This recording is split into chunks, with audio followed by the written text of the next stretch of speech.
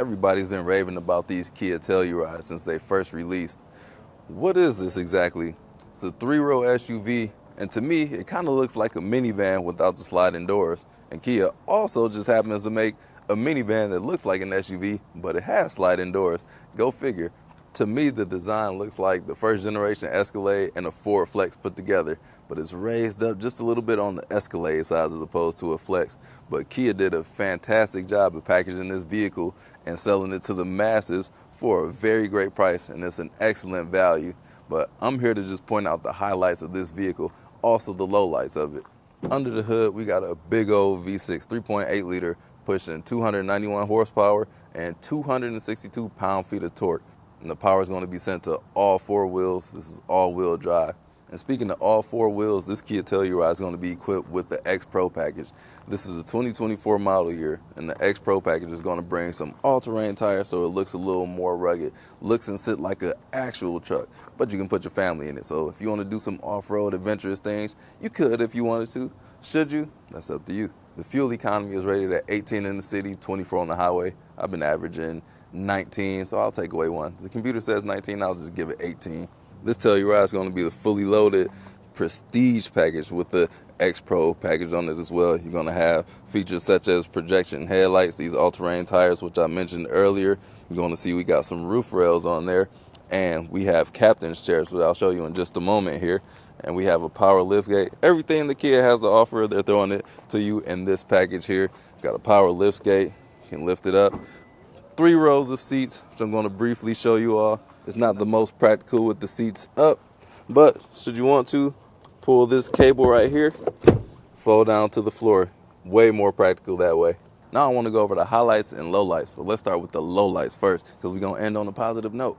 Now, with this being a press vehicle, I like to highlight, I ain't do this, but got this bronze trim on here. It was scratched. I don't know who did what, or if they were going off-road and hit some brushes or some trees, but there is a scratch in this bronze trim that goes around the window. While we have these quilted seats in the first row, quilted seats in the second row, what in the actual frick happened in this third row? It's just a basic seat, not a whole lot of cushion to it, and it's just plain. It's 3 seats back here, but that middle seat, you see how narrow it is because I got the 1 seat folded. So this is the 60 part of the 60/40 seat. Not that is the basic seat. To use Apple CarPlay, you got to have a USB in here. It doesn't have wireless Apple CarPlay or Android Auto. See this purple cable? Got to hook it up to your phone, which defeats the purpose of a wireless charger that's down here. But I got to press the button to get to my wireless CarPlay, or not wireless, wired CarPlay, pardon me. Now, while this interior does look fantastic, this armrest is not the most supportive. I wish I had more cushioning in here because once you get that elbow resting on here for long periods of time, it starts to hurt. You feel the bottom of it and it's hard down there. Same with the driver's side door. Like, this is very thin, not a whole lot of cushioning. I love listening to music, so I'm always using the skip track and volume buttons. But on here, to volume up, you push it up. But to skip track forward, you press the button down. That's counterintuitive to me. I think it should be up as well to skip forward. So now that we talked about the lowlights, let's talk about the highlights of the vehicle. 360-degree camera on here. One thing I don't fully like, how we have the distortion of what's on the side of us. That's a car over there, and it looks like goop or something. That's a Infiniti G35 or G37, and we have a Ford Transit Connect. They just look distorted and weird. Another cool thing, when you put the car in reverse, the digital rearview mirror, it tilts downwards. So I've never seen that before. So when you put it back in drive, tilts up, reverse, I'm going to angle it down. That's slick. And this second row, you're going to feel some love back here because you're going to have heated and ventilated seats in the back, as well as this glass roof. Got roof in the front, sunroof in the front, this panel roof in the back so everybody can see. Nice feature. And while I'm looking at the ceiling, we got a nice micro suede headliner up here. Very premium, very nice feeling. LEDs galore. Even got privacy shades. This car is packed with a bunch of features. It can drive itself on the highway, level 2 autonomy, but you do have to be paying attention. But one of the things that I do like, if you do use your turn indicator, once you turn that turn signal on, you can see in your blind spot. And I'll demonstrate that while we're driving. And it does it on the left and the right side. Seatbelt occupancy. You can tell if those children are lying. Are you buckled up? Yes, you can tell they're not buckled up because it'll be illuminated. When they are buckled up, the light will turn off. One of the best things about this Kia Telluride is the design language, inside and outside. Easy to read buttons, ergonomics are simply amazing. Storage everywhere. Up in here, even got some little wood looking design up in there. I don't know if that's actual wood, but it looks the part. Now the actual feel of it doesn't feel solid like wood, and as I touched on these elbow pads earlier, it's not, it looks great, but the actual feel and the quality of it, that remains to be seen over the duration of your ownership. And the exterior, we got this striking design, all these LED bulbs, projectors, it just looks the part. And I'm curious to why Ford couldn't continue on with their Flex. It wasn't a bad looking vehicle. I actually owned one, but it went by the wayside, I guess because they got the Explorer. But this Telluride is a mighty fine looking automobile. It's a great value too if you don't go crazy with the options like this one. So now that I've shown you the highlights and the lowlights, let's take it for a drive. On the public bumpy roads, how does it ride?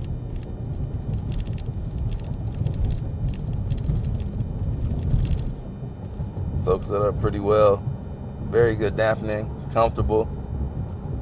Good noise isolation as well. And if you're wondering why I'm using this camera setup, my GoPro died on me, so I had to improvise.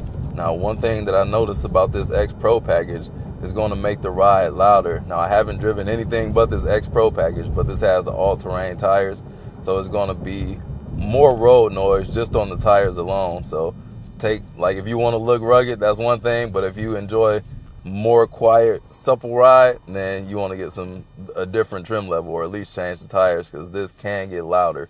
Another cool feature they have here is when you turn on the turn signal, they put a camera in the blind spot so you can see what's in your lane. Like say if I put it in the left lane, I'll see a car that's on the left side, which is slick. Big old steering wheel in here, feel like I'm piloting the bus, which is appropriate. I can fit, 8 people in here at most, but this one only has 7 people. 3 in the very far back. The head-up display is very clear, bright, visible, shows the speed limit, shows the vehicle within this lane. If you are in your lane, stay in your lane, folks. Now, I really like this whole display. Now, a lot of people say they don't like that it's one big piece. I actually enjoy it a whole lot, because this piece where it's solid at, the steering wheel blocks that off, so it really doesn't matter if it's one piece or two. Like, I don't know why people complain about that. Very nice. The graphics are good. How fast it moves lightning quick. I haven't seen an infotainment system that moves around this quickly. And then the native screen, not a whole lot going on in there. It does have its own navigation in there, which when you got Apple CarPlay and Android Auto, I choose to use those. But everything in here is just so quick. Taking on the expressway.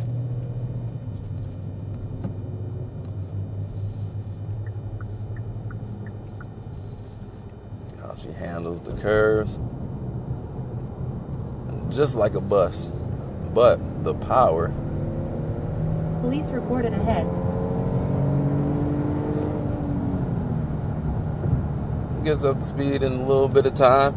It's actually a little bit quicker from 0. It does have all-wheel drive to launch it, but I have never noticed that the power was lacking. It's kind of rare to see naturally aspirated engines these days, but this is definitely adequate, and the MPGs isn't bad either.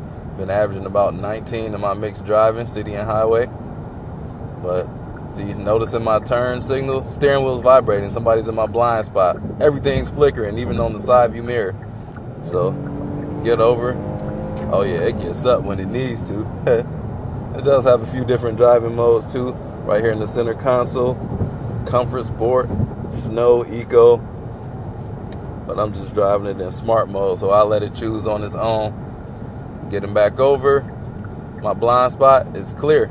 You should always still check to make sure, but it has like redundancy with all these safety systems in here. It's not that bad on the highway as far as noise goes, but like I said, that attests to the tires. These are all-terrain tires, so if you plan on doing more adventurous things, this will be the trim to get. But if you want a quiet ride, dodge the X-Pro package, or just get some different tires on this package, because it looks nice, but when it comes to applying it to daily driving, might not be the best for you. Get on the brakes. Not a whole lot of steering feel in here. You don't expect that in the family hauler.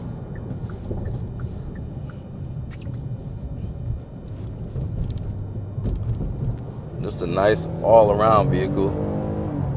From lower speeds, it gets up and goes though. It's got some pep to it, some hustle and bustle.